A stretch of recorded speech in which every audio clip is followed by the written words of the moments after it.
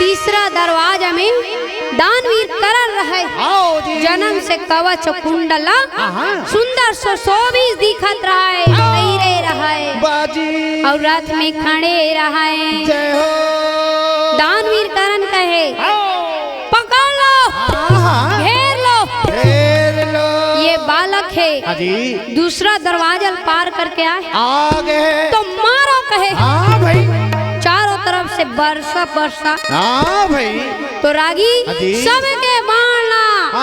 अभिमन्यु काट के कारण दानी मारे भूजल लगे, आग से गिरे, मूर्छा तो सब मूर्छा करत रागी चौथा दरवाजा पहुँचे।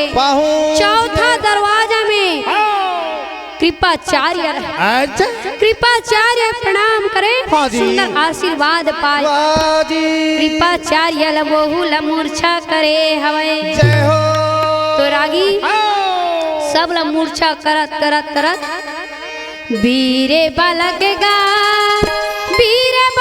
हरे जावन लगे भाई, जावन लगे भाई। वीरे बालक वही समय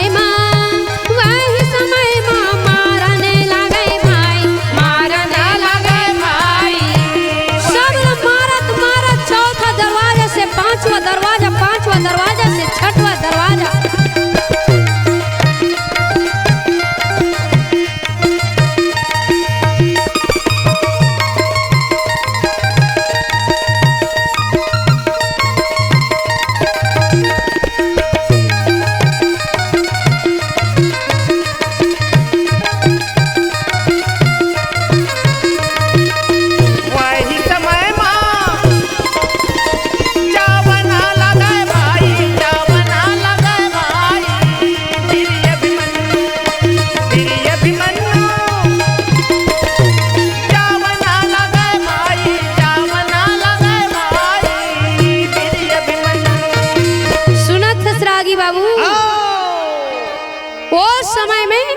ऐसे वर्षा चलाए कैसे अभिमन्यु, जैसे सावन भादों में वर्षा पानी बरसते है ना। छठवा दरवाजा में चले ना तो वर्षा सावन बिना बिजली ना चमके भैया, भादो बिना बरसा ना बरसे ना। सावन बिना बिजली ना चमके भैया, भादो बिना बरसा ना बरसे ना। सावन बिना बिजली ना चमके भैया, भादो बिना बरसा ना बरसे ना। सावन बिना बिजली ना चमके भैया, भादो बिना बरसा ना बरसे ना।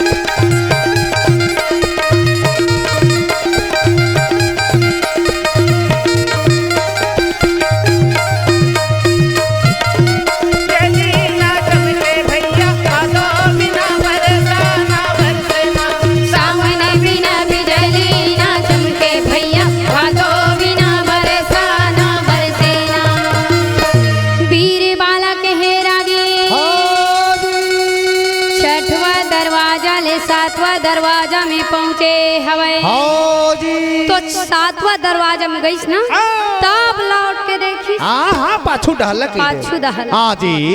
पाछू दहल काबर लौट के देखी। हाँ काबर छठवा किला तक कथा ज्ञान रही जानत रिसे जी। टोरे बर जानी से सातवा के तो ज्ञान नहीं है। नहीं तब बड़े दादा भीम तो खंधे है। हाँ भाई सातवा बर मैं कहे। सातवा बर मैं टोरी। हाँ भाई दिखत नहीं है ना तरह तो आवा थे धन नहीं आवा थे। हाँ ऐसे कहीं लहुट के देख तो पीछे कोई नहीं दिखे।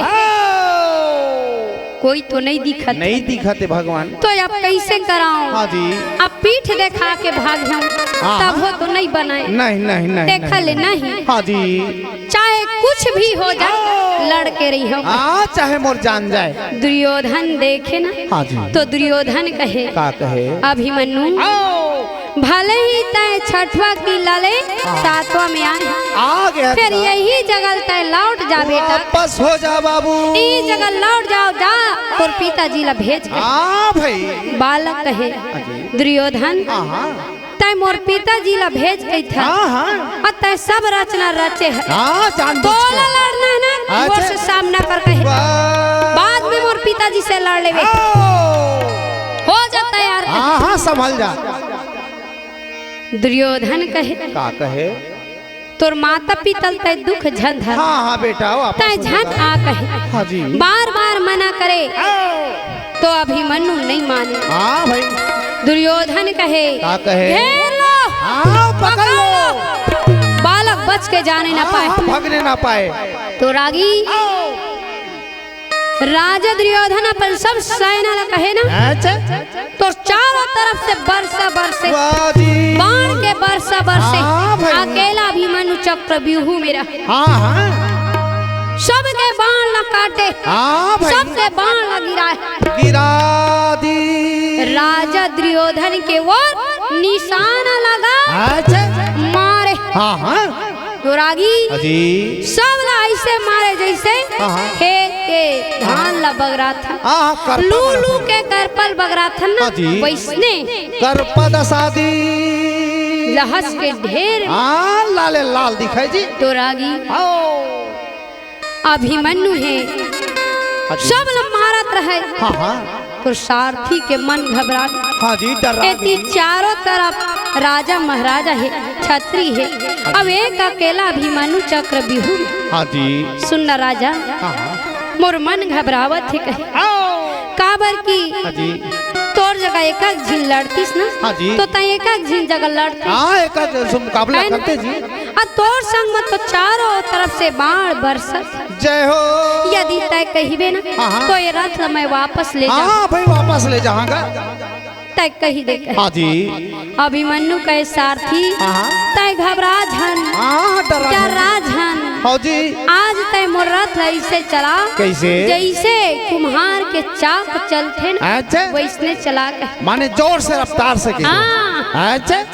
तो रागी रथ ऐसे चले जैसे कुम्हार के चाक चलते। जय हो। वैसने चलाए। ठीक है राजा साहब।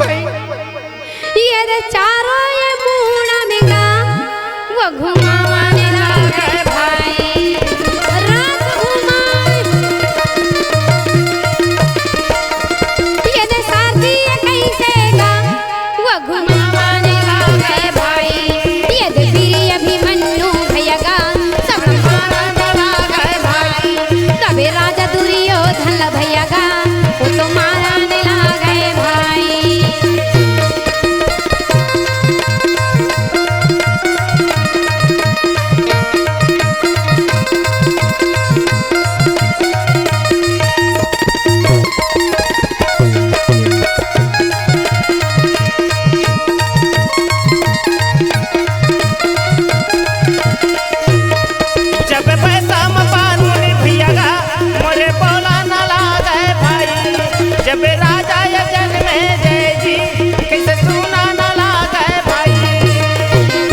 रागी बाबू ऐसे चलाए कैसे जैसे कुम्हार के चाक चले। तो रागी दुर्योधन के ओर मारे। दुर्योधन के शरीर झांझर पड़ गए, झांझर पड़ गए। दुर्योधन चिल्लाए, बचाओ बचाओ गुरुदेव, बचाओ गुरुदेव बचाओ। तो सातवां दरवाजा से चिल्लाए ना, गुरु द्रोणाचार्य दूसरा दरवाजा मेरा, आवाज वही चल दिए। गुरु द्रोणाचार्य कहे, लगा थे दुर्योधन पर कोई संकट आ गया, विपत्ति आ गई है ना, तो चलो कहे बचाए जाए। दूसरा दरवाजा से सब इकट्ठा करत करत करत करत सातवां दरवाजा पहुँचे। पहुँच गए। सातवां दरवाजा पहुँचे ना, तो अभिमन्यु प्रसार थला देखे। गुरु द्रोणाचार्य कहे, जय हो वै लाला तोरे जय हो वै गा, वीर अभिमन्यु तोरे जय हो वै ना, जय हो बेटा तोरे जय हो वै गा, वीर अभिमन्यु तोरे जय हो वै गा, जय हो वै बेटा तोरे जय हो वै गा, वीर अभिमन्यु तोरे जय हो वै ना, जय हो वै हीरा तोरे जय हो वै गा, वीर अभिमन्यु तोरे जय हो वै गा। जय हो बेटा, जय हो जय हो जय हो जय हो अभिमन्यु, जय हो तोर माता पिता ला, धन्य है तोर माता पिता ला, बाबू बड़ाई करत रहे। माता सुभद्रा के, पिता अर्जुन की बड़ाई करत रहे, अभिमन्यु के बड़ाई ला करत रहे। तो दुर्योधन, ए गुरुदेव, मोर प्राण इति छूटे जा, प्राण निकले जाते। अभिमन्यु के माता पिता बड़ाई करत, अभिमन्यु के बड़ाई करत, नहीं प्राण बचा नहीं तो मोर प्राण नहीं बची कहे। गुरु द्रोणाचार्य कहे, राजा कान खोल कर सुन लो, सुन लो, जितना भी हो, जब तक अभिमन्यु के हाथ में धनुष बाण है ना, तब तक कोला काल भी विजय नहीं पा सकता, नहीं जीत सके। कान खोल कर सुन लो कहे, काटो बाण को कहे। तो दुर्योधन है आपन मितान ला कहे, का कहे, दान मीत करन ला कहे, का कहे, ऐ मितान काट बाण कहे, गिरा देकर बाण शास्त्र, धनुष बाण काट कहे। तो दान वीर करण है, एक गरजते हुए बाण धनुष में चढ़ा दी, और चढ़ा के ये दे घड़े घड़े घड़े घड़े भैया गा,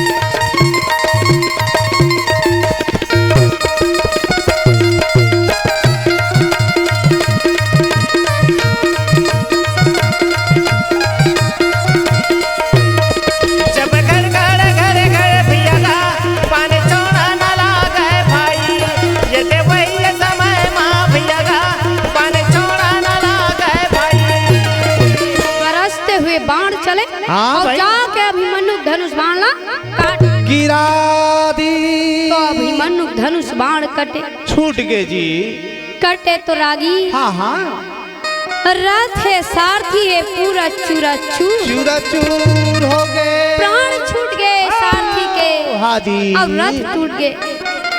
अभिमन्यु के शरीर में चारों तरफ से बाण के बरसा बरसे।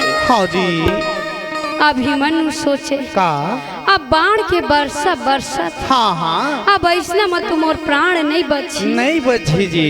तो ये टूटा रथ के खंभा है, बचे रहे, वही टूटा रथ के खंभा ला धरी, अब धर के ये दे चारों मुड़ा में घुमाने लागे भाई, चारों तरफ घुमाए,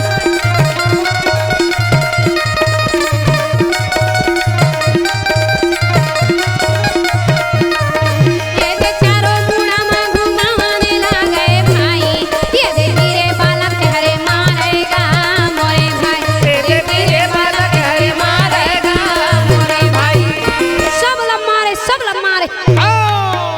धनुष बाण काट दी। तो टूटा खंभा के का भरोसा है जी, सरहा लकड़ी के का ठिकाना, ठिकाना, वो लकड़ी टूट के चूरा चूर हो गई। अभिमन्यु के हाथ में कुछ नहीं बची, एक अकेला अभिमन्यु टूटा रथ में खड़े, चारों तरफ से बरसा बरसे, तो रागी हाँ हाँ अभिमन्यु सोचे लगे का उत्तरा कुमारी है ना, हाँ जी मोला ये तलवार दिए है, दिए है जी। ई तलवार से दुर्योधन के सिर लकाट के ओकर मटुक ललावे कहे। हाँ जी वही सुरता करी कमर में कसे रहे, हाँ जी कमर में कसे रहे तलवार ला तलवार ला खींची और खींच के दुर्योधन के वो निशाना लगाए।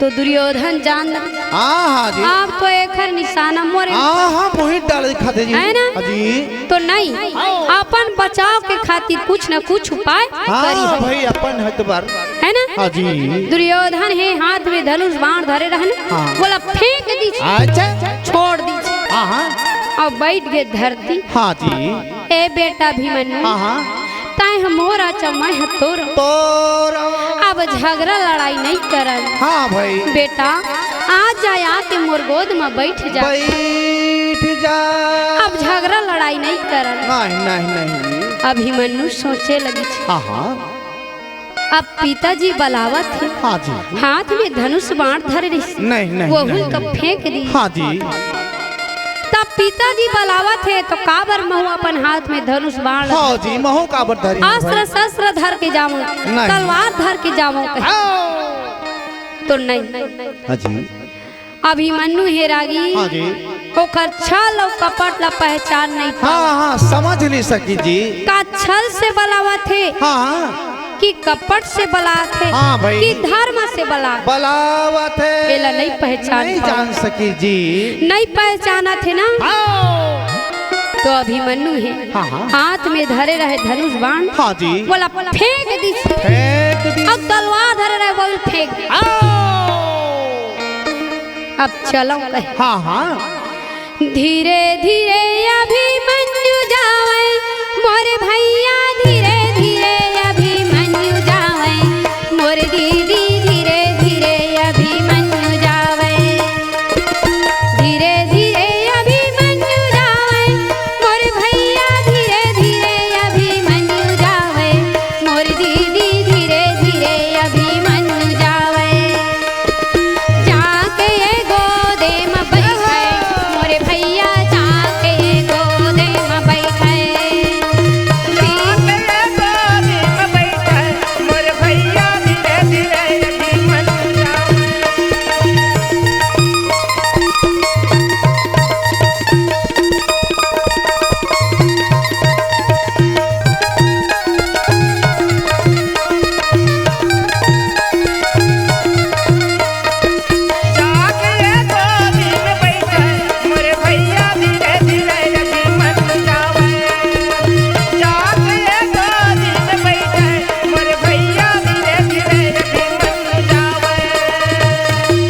वीर बालक हे रागी हाँ जी जाके अभिमन्यु है दुर्योधन के गोद में बैठे हवे, बैठ गए ओकर गोद में जाके बैठे। हाँ जी अब बैठीस ना हाँ जी तो दुर्योधन ओकर पीठ ल सवारी, हाँ हाँ धन्य है अभिमन्यु, धन्य है बेटा धन्य हज कहे। हाँ जी आ तोर माता पिता धन्य है, हाँ भाई आज तोर जैसे वीर बालक पाहे, हाँ जी छत्री बालक पाहे, हाँ। बहुत भागमानी है, हाँ भाई बड़ाई करत रहे, बड़ाई करत रहे ओकर माता पिता के अभिमन्यु के, हाँ जी और बड़ाई करत करत कहे जी। पकड़ लो। हाँ चारों तरफ राजा मन घेरे, अच्छा आके भुजा पकड़ ली। पकड़ ली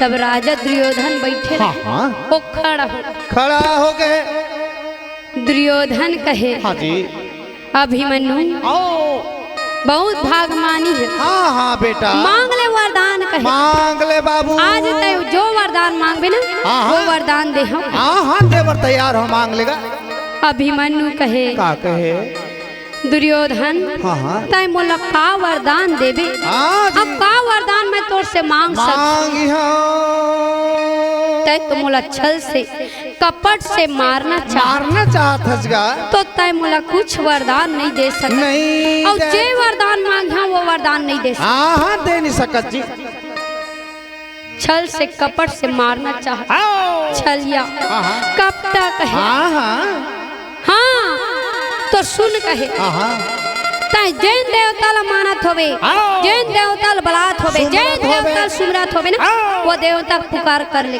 बला ले जैन आज तो प्राण ला बचा सके बाबू। अब लगत है मोर प्राण नहीं बचे से लगत भगवान। अभिमन्यु कहे कन्हैया मुरारी गिरधारी आजा आके मोर प्राण ला बचा ले कन्हैया।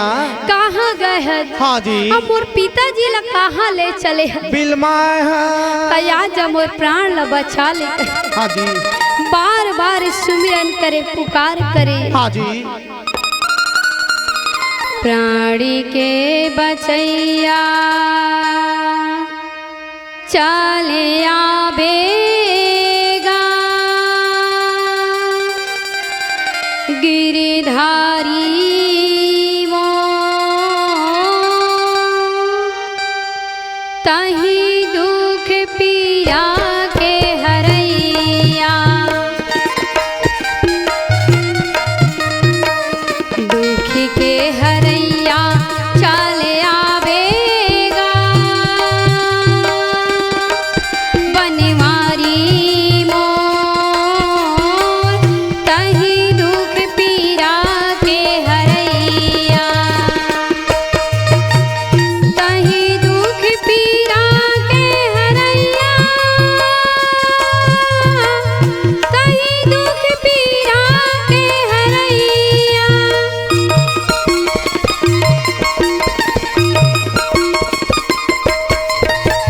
तही दुख पीरा के हरैया तही दुख पीरा के हरैया दुख के हरैया चले आवेगा